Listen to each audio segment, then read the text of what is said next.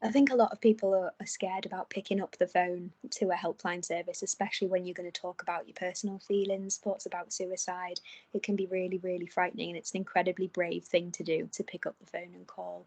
The first thing that we would do when we answer the phone is we'll tell them, the caller, a little bit about the service, what we aim to do, how we aim to help, and how that works. A little bit about our confidentiality policy, and we do have an intervention policy as well for people that are at immediate risk of suicide and can't reach out for help. So we explain all that. And then the first question we'll ask is, are you calling today because you're having thoughts about suicide? So we'll ask that question so that they don't have to tell us themselves, which can make the call even harder. So we'll take that worry away from them, and then we'll just explore the story. What's led you to call us today? How has it got to this point for you? And take it from there. Every call is different, but we'll explore that person's experiences as much as we can. And you called the Hopeline. At the end of those conversations, those early conversations you'll have with an individual, do they walk away? Do they hang up the phone with a sense of hope? Are you able in the main to provide that? I hope so.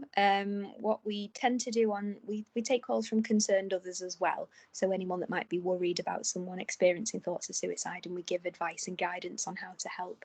But the main thing that we do if someone who is experiencing thoughts of suicide gives us a call is we'll work through what's called a safety plan. So we'll help that person get to a place of safety if they need to. We'll identify things in their lives that might be contributing towards the thoughts about suicide and how to change those. And we'll figure out what's the turning point for that person, what's the thing that's keeping them here that maybe they're hopeful for in the future. If that could happen, I might not feel this way. We try and identify those with them. So we don't give people reason to live, we explore what the reasons that they have for themselves are already there, however big or small they might be. And by the end, hopefully we'll have identified that source of hope and given them a bit of support and a structure for how to get there for themselves.